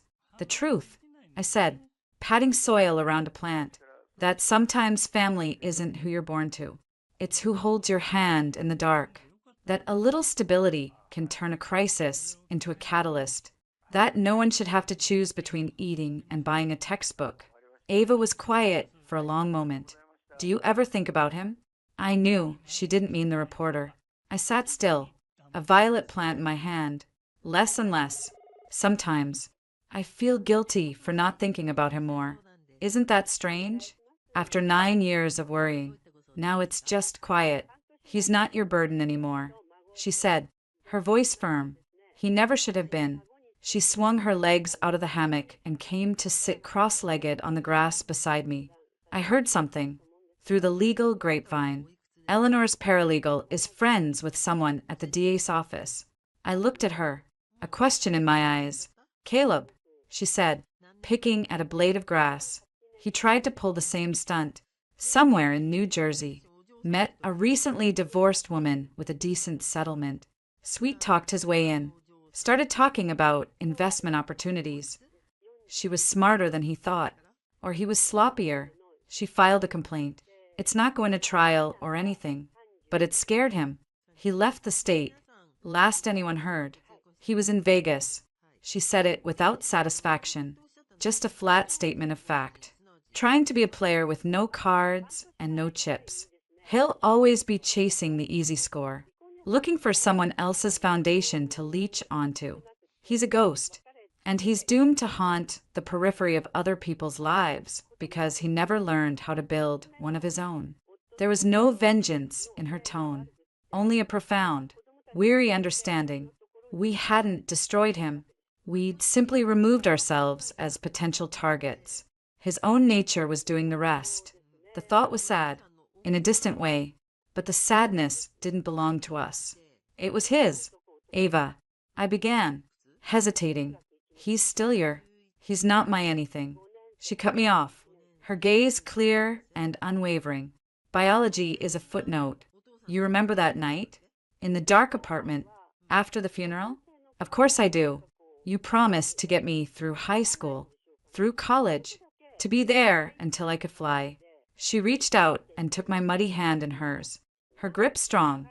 You kept that promise. You gave me the sky. And I made my own promise that night, even if I didn't say it out loud. I promised myself that I would spend the rest of my life making sure you never had to be that strong alone again, that you would always have a home and a family.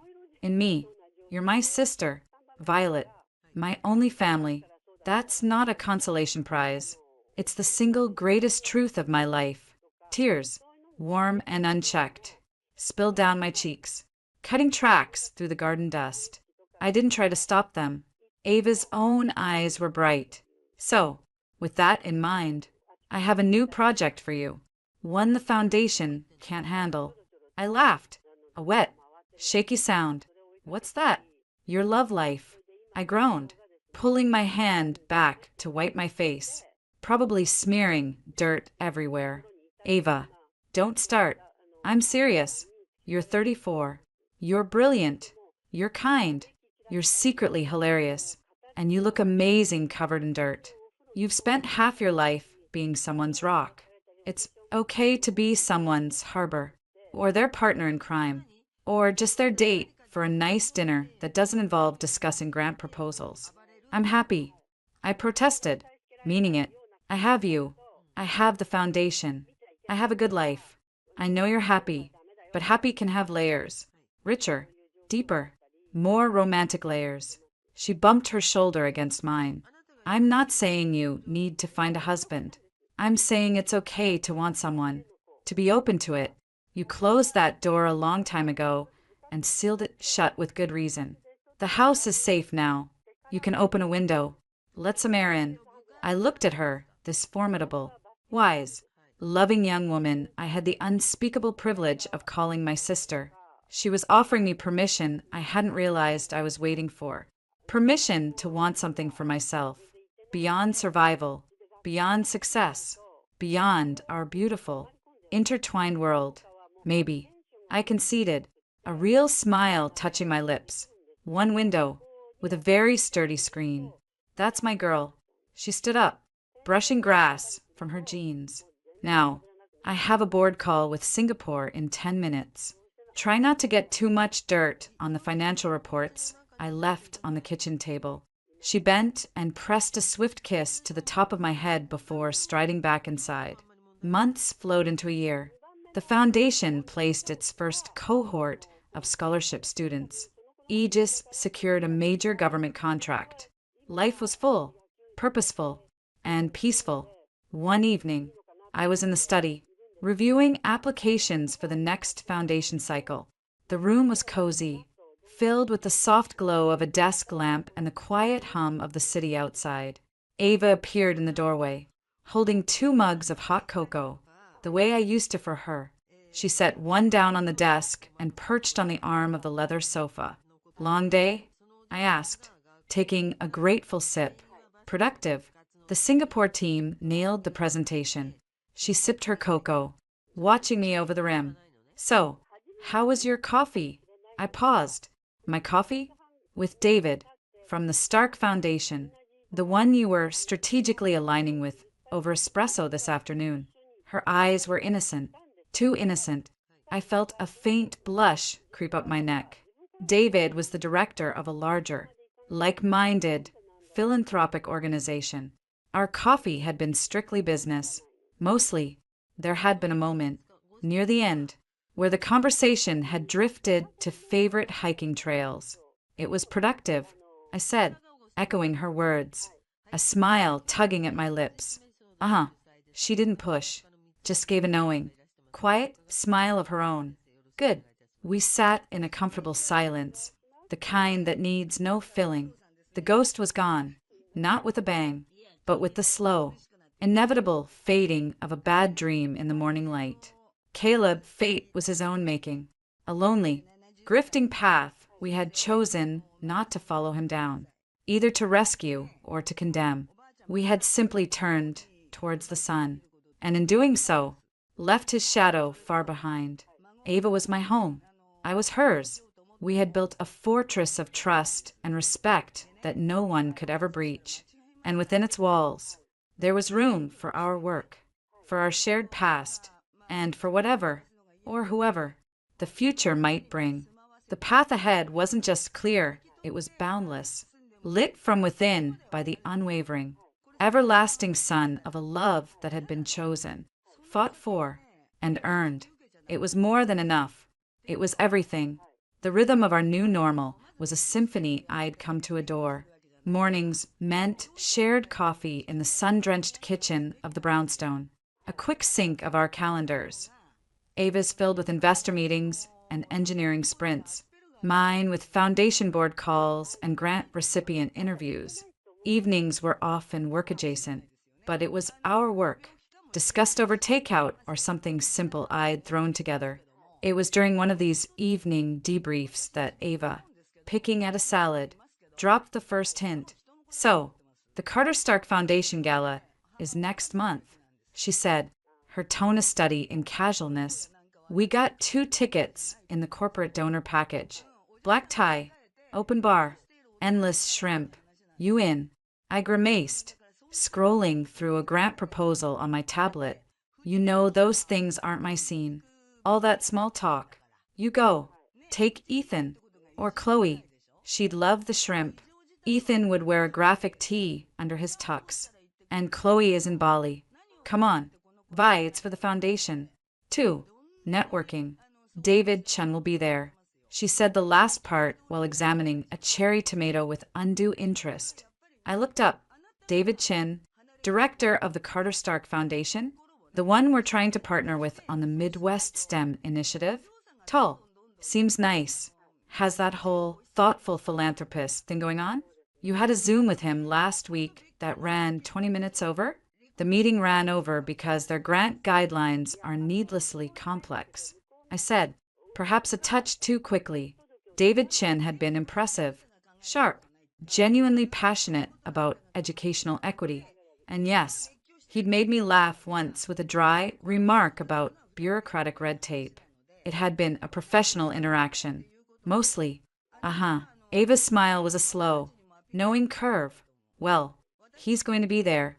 And it would be good for the Violet Harper Foundation's COO to schmooze a little. For the cause. I sighed, recognizing a well-laid trap. Fine. For the cause. And the shrimp. The gala was every bit as glittering and awkward as I'd feared. I felt out of place in my sleek black gown, a relic from a past Aegis award ceremony. Ava, of course, was in her element, holding court with a group of venture capitalists, looking like a young goddess in emerald green. I was debating the merits of hiding near the potted fern when a calm voice spoke beside me, contemplating a career in horticulture, or just seeking asylum from the small talk vortex. I turned. David Chen stood there, holding 2 flutes of champagne. He looked more relaxed than he did on Zoom, his dark eyes warm with amusement. He handed me a glass. Asylum. Definitely, I said, accepting it with a grateful smile. Thank you for the rescue. My pleasure. I found the fern strategy to be solid, if a bit predictable. He clinked his glass gently against mine. It's good to see you in person. Violet, the reports don't do you justice. There was no overt flirtation in his tone, just a straightforward, disarming compliment. We fell into easy conversation, first about the stifling nature of galas, then seamlessly into the work. He asked insightful questions about our foundation's mentorship model, and I found myself leaning in, energized by his perspective. The noise of the room faded. He wasn't just listening, he was hearing. At one point, while describing a particularly resilient scholarship applicant from Detroit, I made a wry joke about the universe having a weird sense of humor. He didn't just smile politely, he laughed. A genuine, warm sound that made me laugh too. I lost track of time when Ava materialized at my elbow, a plate of shrimp in hand. I was startled. There you are. I've been drafted to settle a debate on quantum encryption. David, rescue me. They're terrifying. Ava's tone was light, but her eyes darted between us, missing nothing. David smiled. I'm afraid quantum physics is where I draw the line, but I should probably go pretend to mingle with my board chair. Violet, a real pleasure. He took my hand, not for a businesslike shake, but a brief, firm clasp. Let's not wait for the next gala to continue that conversation about Detroit. I'd like that, I said, and realized I meant it. As he melted into the crowd, Ava nudged me with her shoulder, holding out the shrimp plate. So, the fern was a good conversationalist? Oh, shut up, I said, taking a shrimp, unable to suppress a smile. He seems great, she said, her voice dropping to a conspiratorial whisper. Solid fern banter. Appreciates your work. Nice hands. Ava, what? I'm observant. It's a professional asset. She popped a shrimp in her mouth, grinning.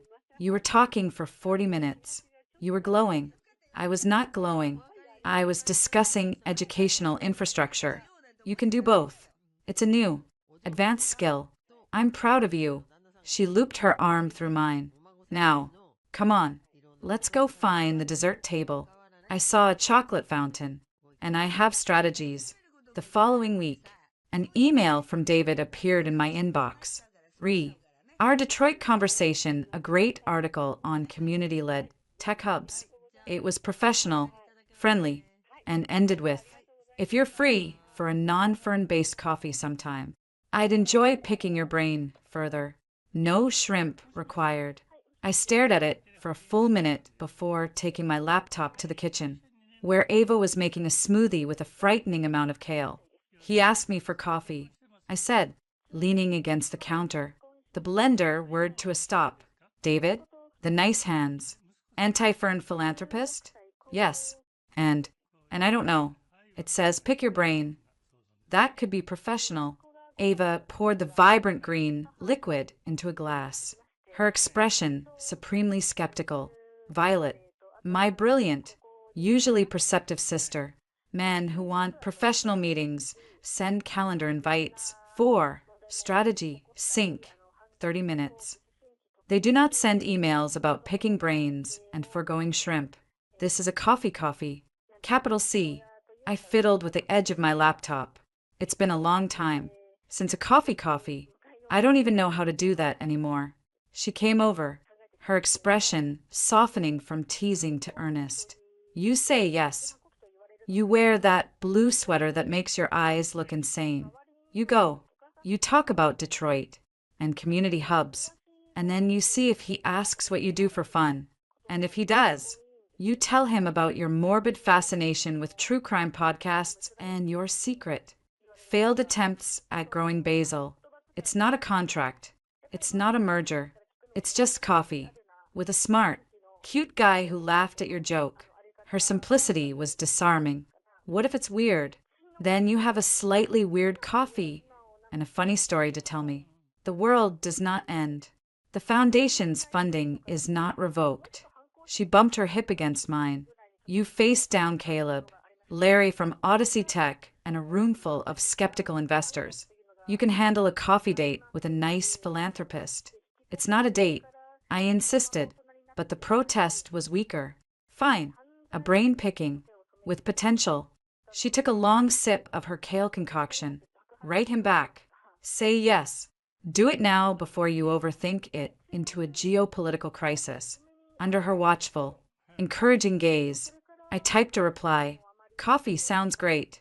How's Thursday? I hit send before I could dissect the punctuation. My phone buzzed almost immediately with a text from Ava, who was now smirking from across the room. See? Alive. World intact. Now, what are you wearing Thursday? Followed by a string of emojis. A coffee cup, a smiling face, a seedling for the basil, presumably, and a flexing bicep. I laughed, shaking my head, a flutter of something that felt suspiciously like anticipation in my chest. The door to that part of my life hadn't been flung open, nothing so dramatic, but a crack of light was showing under it, and for the first time in forever, I wasn't leaning against the other side to keep it shut. I was just considering, and the person cheering me on from the sidelines made all the difference.